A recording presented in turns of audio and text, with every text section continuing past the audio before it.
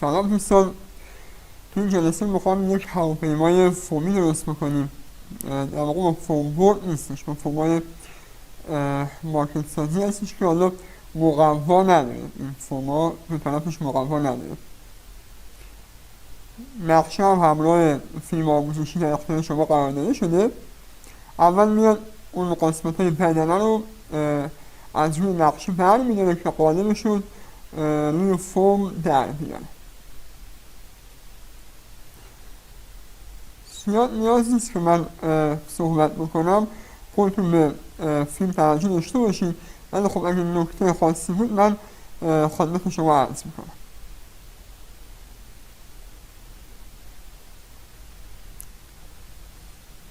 چسبی که استفاده میکنه چسب حرارتی هستش.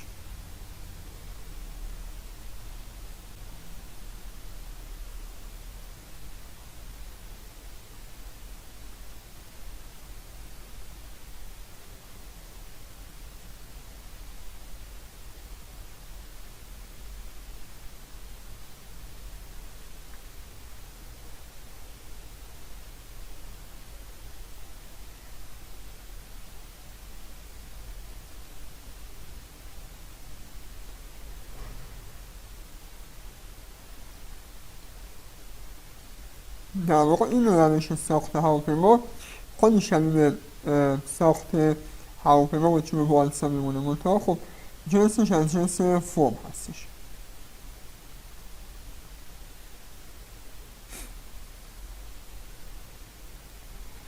این چوب ها رو واسه استحکام اتاقا که هواپیما میزنه، یعنی مدل خاصی نیستش، یعنی شما از هر چوبی میتونید استفاده بکنید. چوب بالسا، تخت سلا، فیبرای 3 میلیمتر زیاد فرق چندانی نمیکنه، فقط واسه استحکام بدنه هستش. جنس چوب زیاد مهم نیستش. واسه ساخت این هواپیما نیازی نیستش که از نقشه خاصی هم شما استفاده بکنید. خودتون میتونید روی کاغذ یک نقشه رو بکشید و اون هواپیما رو، اون نقشه خودتون رو پیاده سازی بکنید. زیاد شکل بدنه مهم نیست. واسه محل اتصال موتور همونطور که دیدید از یک تیکه چوب ضخیم استفاده کردش.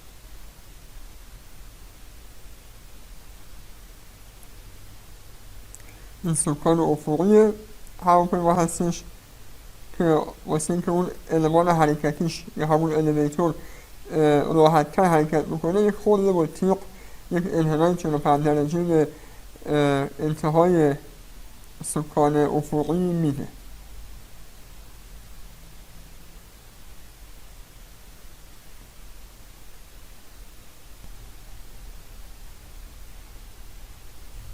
اینها در واقع همون الیویتورهای هواپیما هستن که میخواد به سکان افقی متصل بشه.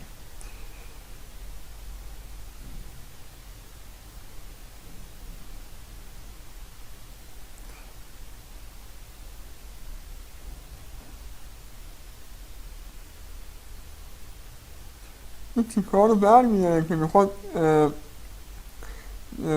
جای این شکاف ها چوب باریکیو قرار بده یا هر چوب دیگه با این ضخامت قرار بده که استحکام این سکان افقی رو بالا ببره.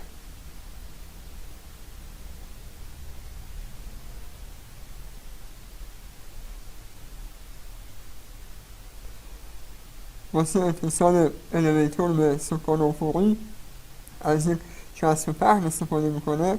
زیاد کار اصولی نیستش، چون در یک جهت خوب پایین میره و در جهت دیگه درجه آزادی بالایی نداره. در واقع وقتی الیویتور میخواد پایین به خاطر کشش اون چسب درجه آزادیش کمه، ولی بالا اومدنش راحته. اینم سکان عمودی که میخواد المان رادر بهش متصل بشه. کلیه المان های متحرک با چسب پهن تو این هواپیما به اون قسمت ثابت متصل میشن که گفتم کار اصولی نیست، ولی خب تو این هواپیماهای ساده اشکالی نداره. این هم از اینجا اومده واسه ساخت بال از آکاسیف استفاده کرده. حالا یونولیت هم بهش میگن، آکاسیف هم بهش میگن. از یک آکاسیف چگالی بالا، چگالی 30 35 40 استفاده کرده و با یک سیم داغ در واقع ساخت این دستگاه رو من بهتون آموزش میدم، توی آموزش ها خواهد بود.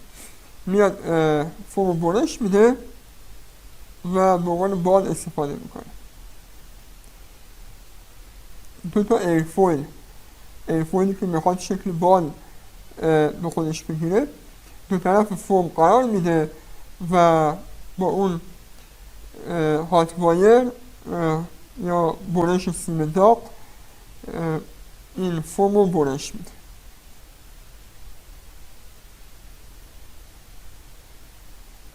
این سیم ها در واقع سیم های المنتی هستن که با دادن یک ولتاژ داغ میشن و میشه باهاش راحت فرم رو برش داد. فکر میکنم جنس این سیم های المنتی از جنس نیکل کروم باشه. توی مغازه ها توی این لوازم برقی ها راحت پیدا میشه.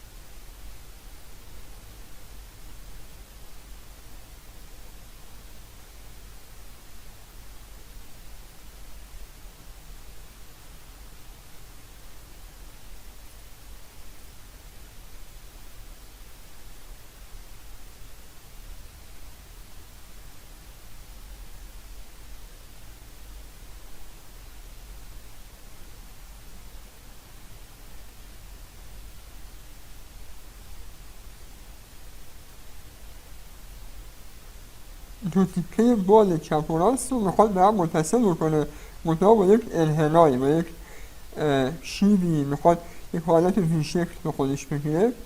یک طرف یک جسم 6 سانتی متری قرار میده تا بال یک خورده بیاد بالا و اون حالت شیبدار به خودش بگیره. اینجا هم میاد با چوب بستنی دو تا چوب بستنی رو به هم چسبونده میاد اینجا قرار میده تا استحکام بال بره بالا و بتونه وزن بیشتری رو تحمل بکنه.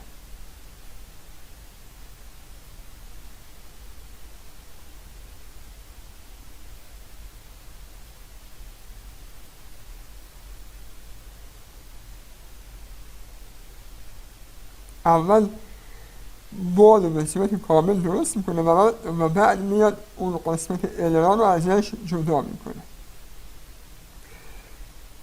این الران رو یک زاویه 45 درجه هم به انتهاش میده، به ابتداش میده که وقتی میخواد به بال متصل بشه بتونه راحت‌تر بالا و پایین حرکت بکنه. و باز میبینید با چسب پهن میاد المان متحرک رو به قسمت ثابت متصل میکنه.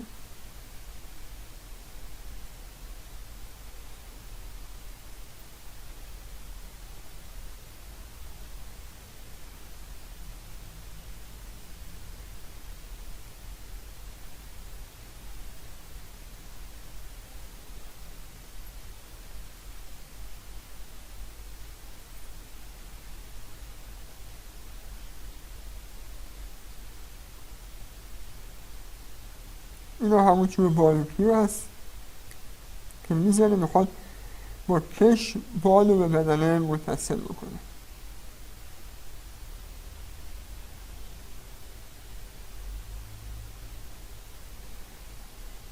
سکان عمودی افقی رو متصل میکنه، باید کاملا تقارن داشته باشه. با خطکش ارتفاع چپ و راست الیویتور رو، چپ و راست سکان افقی رو اندازه بگیرید و مطمئن بشید که کاملا تراز هستش.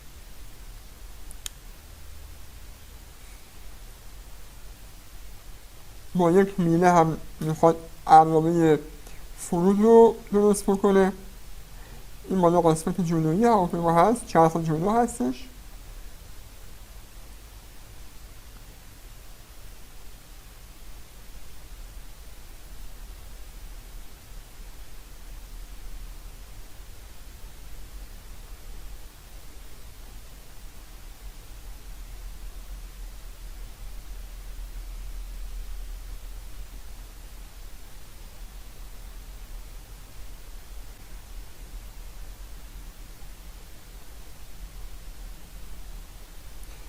این هم مال چرخ عقب هستش، 2 تا چرخ عقب داره.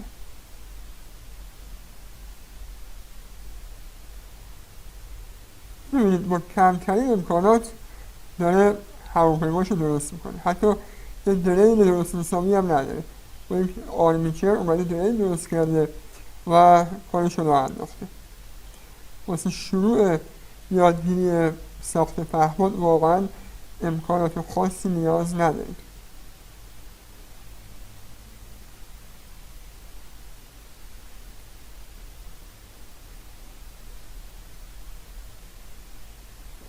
این چرخ‌هایی هم که می‌بینید چرخ‌های فومی هستش که باز هم خودش درست کرده.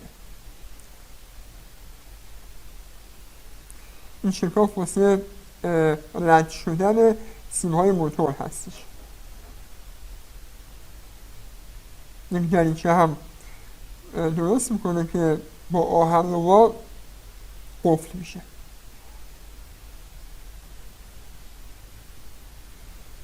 آهنربایی که اینجا استفاده میکنه از آهنربای نئودمیوم استفاده کرده. اسپید کنترل ما یه اسپید 35 آمپر هست. رگولاتور 5 ولت 3 آمپر.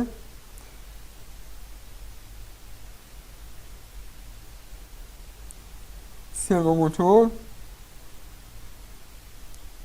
از سروهای ایمکس استفاده کرده، نیازی نیست سروی گران قیمتی رو بخرید. این هم موتور DYS 1450 و باتری 2 سلول که البته 3 سلول هم میتونید استفاده بکنید. این هم گیرنده و فرستنده هواپیما. همونطور که میبینید اسپیدتون 2 تا سیم بیشتر نداره، یعنی سیم منفی و سیگنال. واسه همین واسه تأمین برق گیرنده هواپیما باید یک رگولاتور تهیه بکنید. مثبت و منفی رگولاتور رو به کانکتور اسپید کنترل میزنه و سیم منفی خود اسپید رو در واقع جدا میکنه و سرش عایق میزنه که به جای اتصال نکنه.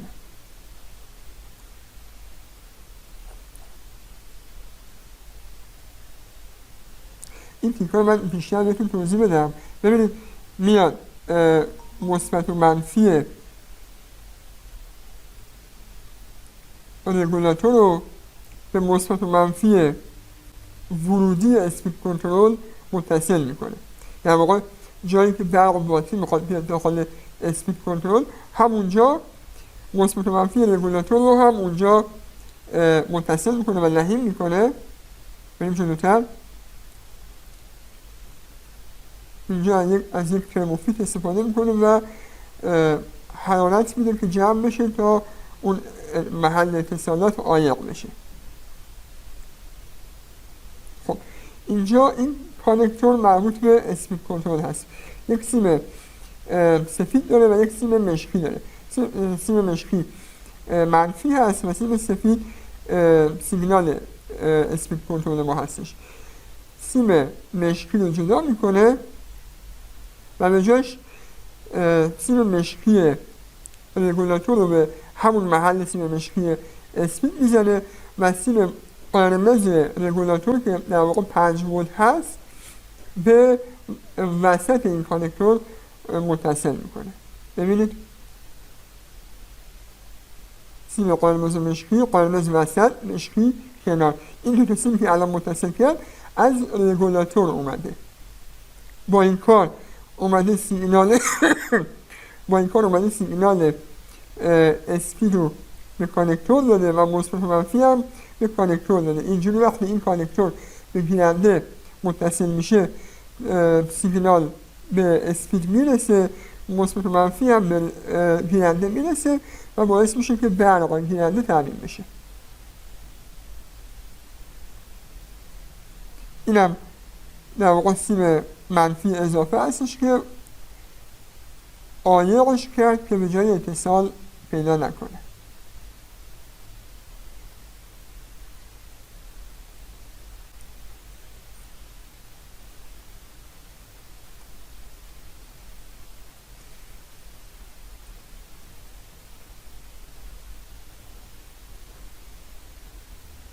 کلیه فرامین رو تست میکنه و از صحت عملکردشون مطمئن میشه. این تیکر هم میبینید اومده چند تا لایه فوق و هم چسبونده تا شده این هم آهن‌ربا هستش که میخواد دماغای هواپیما رو با آهن‌ربا به بدنه اصلی متصل بکنه.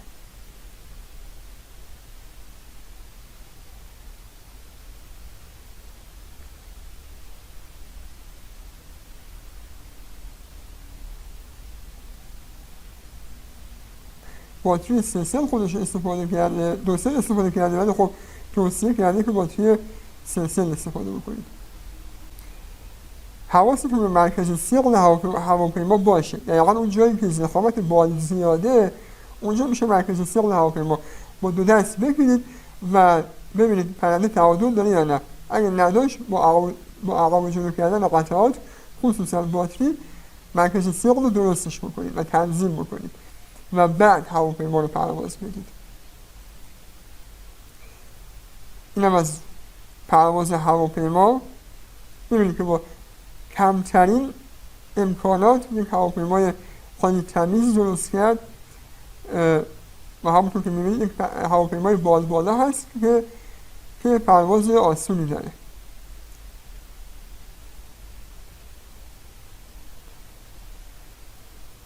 با فرمای ماکت سازی و ساده ترین ابزارها هواپیمای خودش رو درست کرد.